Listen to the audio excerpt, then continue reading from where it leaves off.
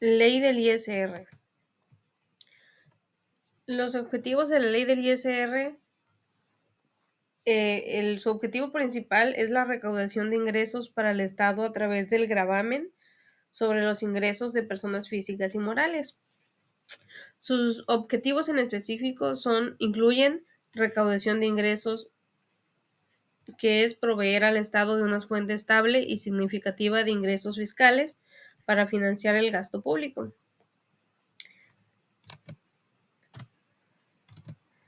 Equidad fiscal, asegurar una distribución equitativa de la carga tributaria, donde los contribuyentes con mayor capacidad económica contribuyan más.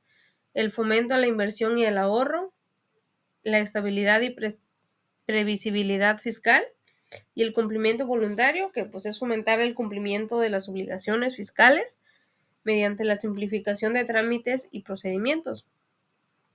Dentro de sus generalidades está el sujeto y objeto, que es, pues, el sujeto son todas las personas físicas y morales que residen en México, así como las residentes en el extranjero con ingresos provenientes de fuentes en México. El objeto es, pues, los ingresos en efectivo, en bienes, en servicios, en crédito o de cualquier otro tipo. También está la base gravable y tasas. La base gravable es la renta gravable, es el resultado de restar a los ingresos acumulables las deducciones autorizadas por la ley. Y las tasas, que es, la ley establece diferentes tasas impositivas para personas físicas y morales, con tasas progresivas para personas físicas y una tasa fija para personas morales. Deducciones y exenciones. Las deducciones autorizadas, que pues son gastos estrictamente indispensables para la actividad del contribuyente, incluyendo sueldos, salarios, costos de ventas, entre otros. Por ejemplo, aquí la deducción autorizada es específicamente para la empresa, es para sus actividades.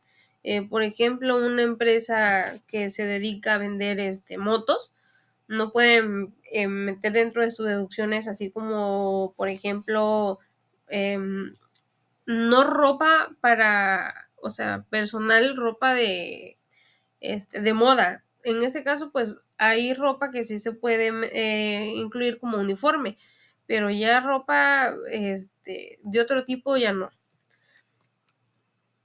Las exenciones son determinados tipos de ingresos que están exentos de ISR, como pensiones y jubilaciones, ingresos por herencias y donaciones.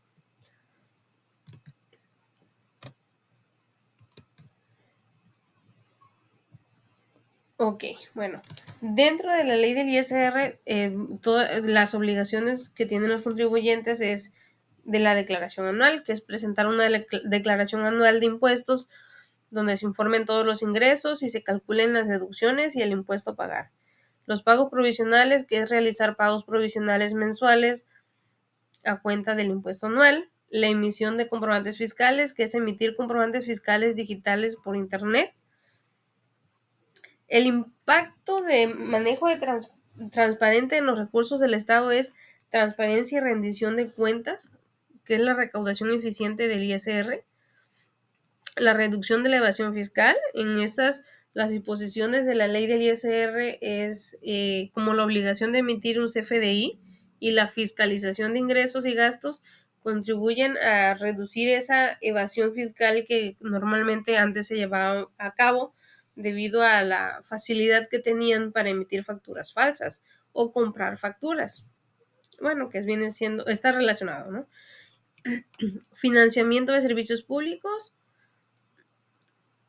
promoción de la equidad fiscal, incentivos fiscales. La ley también puede incluir incentivos fiscales para promover la inversión en sectores estratégicos. Ok, bueno, vamos con la estructura del ISR. La estructura de la ley del ISR, en su título 1 vienen las disposiciones generales. En las disposiciones generales define conceptos básicos como sujetos, objeto y base del impuesto, de las personas morales, que regula el impuesto de las sociedades y asociaciones, de las personas físicas, que establece las obligaciones fiscales.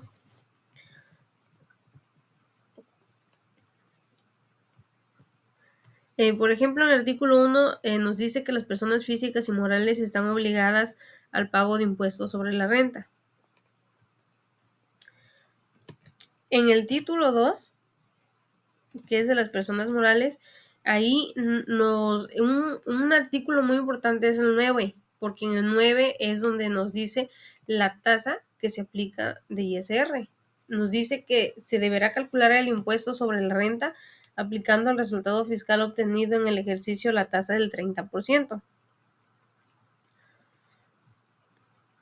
En el título 2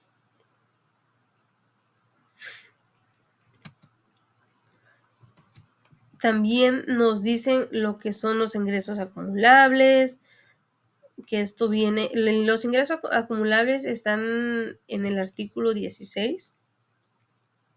También las deducciones, esto nos explica las deducciones en el artículo 25. También, por otro lado, en el título 3 del régimen de las personas morales con fines no lucrativos, en el artículo 79 nos dice que no son contribuyentes del impuesto sobre la renta las personas morales, por ejemplo, sindicatos de obreros y los organismos que lo agrupen, asociaciones patronales, cámaras de comercios e industrias, entre otros. Por ejemplo, en este caso también entran las instituciones de asistencia o de beneficencia, por ejemplo, donde ofrecen ayuda de rehabilitación a adicciones, a personas que son adictas al alcohol, a las drogas, también a los que cuentan con orientación social, educación, capacitación para el trabajo, entre otras. En el título 4, que es de las personas físicas, nos dice que están obligadas al pago de impuesto las personas físicas residentes en México que obtengan ingresos en efectivo en bienes devengado cuando en los términos de este señale en crédito en servicios en los casos que señala la ley.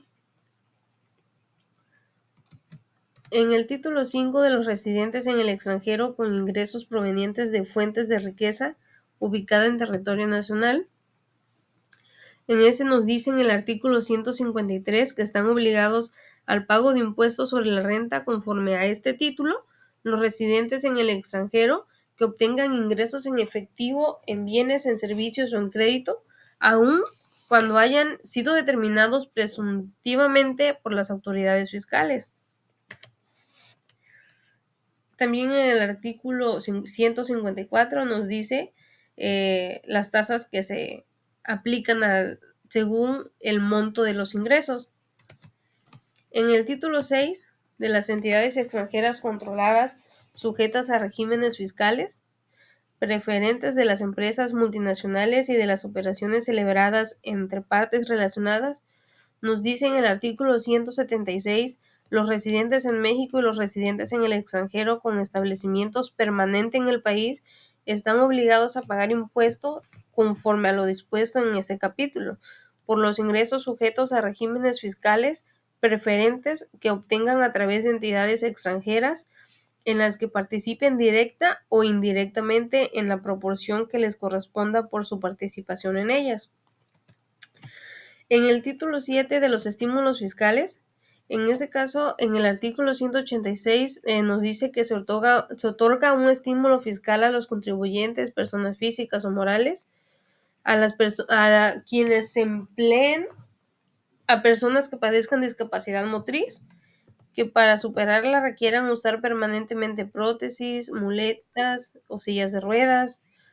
Es muy importante este título porque también tienen beneficios las personas que apoyan a construcción de, por ejemplo, de inmuebles por ejemplo, para los que son olímpicos, o sea, a favor del deporte, ¿no? También vi que hay un estímulo para las empresas que apoyen a la construcción de inmuebles, Hay muchos estímulos que nos explica aquí y nos expone. La ley del IVA. La ley del IVA, pues sus objetivos están diseñados para asegurar una recaudación eficiente. Esos objetivos incluyen recaudación de ingresos, simplicidad y eficiencia, neutralidad y equidad, fomento al cumplimiento voluntario, facilitar el comercio y la competitividad. Su generalidades, pues es el sujeto del impuesto, su base gravable, su tasa aplicable, que en este caso es 16%, también sabemos que hay una tasa reducida que es el 0% y hay una tasa que es el 8% en zona fronteriza. También exenciones y exoneraciones. Las obligaciones de los contribuyentes en este caso es emisión de comprobantes fiscales, presentar las declaraciones en tiempo y forma y conservar documentos, es decir, mantener la documentación y registros fiscales durante el plazo establecido por la ley. Su impacto en el manejo transparente de los recursos es el fortalecimiento de la hacienda pública, es recaudación del IVA, es una fuente crucial para el Estado, la reducción de evasión fiscal, mejora en la transparencia y rendición de cuentas y promoción de la competitividad, así como la alineación con normativas internacionales. La ley de IVA es fundamental para el sistema fiscal de México, no solo por su capacidad de recaudar ingresos, pues en ese caso su papel es promover la transparencia, la eficiencia y la equidad. Su estructura, el capítulo 1 son disposiciones generales, donde nos dice que están obligadas al pago de impuesto al valor agregado las personas físicas y morales en territorio nacional que realicen pues ciertas actividades. En el capítulo 2, que es de la enajenación, nos dice en qué supuestos no se paga el impuesto de la enajenación de bienes. Eso nos lo dice en el artículo 9. En el artículo 3 de la prestación de servicios, en ese caso el artículo 14 nos dice en qué supuestos se considera prestación de servicios. En el capítulo 4 del uso o goce temporal de bienes, nos dice para efectos de la ley qué se entiende por uso o goce temporal de bienes, que en este caso pues es el arrendamiento, el usufructo o cualquier otro acto. En el capítulo 5 de la importación de bienes y servicios, nos explica en el artículo 24 qué se considera, cuándo se considera importación de bienes o de servicios. En el capítulo 6 de la exportación de bienes y servicios, nos dice cuándo se considera una exportación de bien o servicio, en el artículo 29. En el capítulo 7 de las obligaciones de los contribuyentes, nos dice en el artículo 32 que los obligados al pago de ese impuesto y las personas que realicen los actos o actividades a que se refiere el artículo 2 tienen además otras obligaciones. Y nos dice ahí toda la serie, ¿no? de obligaciones. También está el capítulo 8, que son de las facultades de las autoridades, y el capítulo 9 de las participaciones a las entidades federativas.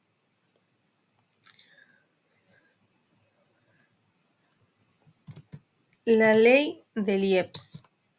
Esa pues es la ley del impuesto especial sobre producción y servicios.